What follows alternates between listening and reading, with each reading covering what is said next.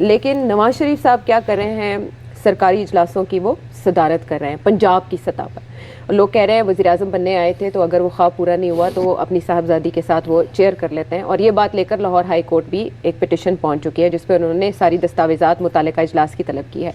दूसरी तरफ पंजाब में राशन के में आटे के थैले के ऊपर उनकी तस्वीर लगती है तो वो भी चैलेंज हो जाती है। फिर तीसरी बात यह है कि जो सीनियर रहनुमा हैं मुस्लिम लीग नून के जो हार गए जनरल इलेक्शन में, जिनको आपने मेंशन किया कि नवाज शरीफ साहब के करीबी समझे जाते हैं, they are not interested in by elections.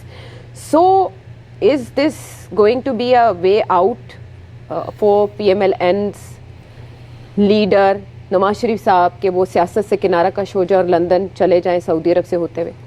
देखिए, ये नहीं कि ये सोची समझी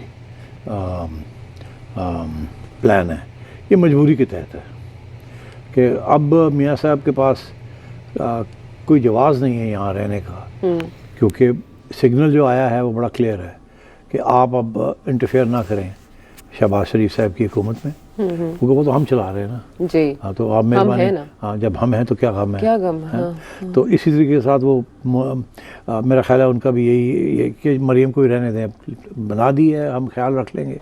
हाँ, अब क्यों मियाँ साहब ये जो तनकीद हो रही है कि जी वो चले गए, वो किसी मीटिंग में बैठ के जाके और वहाँ कोई लेक्चर वेक्चर दी। हाँ, ट्रांसपोर्ट सिस्टम पे एक मीटिंग थी उसको उन्होंने। अच्छा, अब बात यह है कि कानून के मुताबिक तो उन्होंने कोई गैर कानूनी बात नहीं की।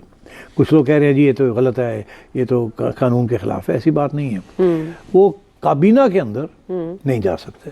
अच्छा, ठीक, मगर किसी और ब्रीफिंग में अंदर या मीटिंग में ये चीफ मिनिस्टर या प्राइम मिनिस्टर किसी को भी याद कर सकते हैं कि आप आके बैठें। अच्छा, और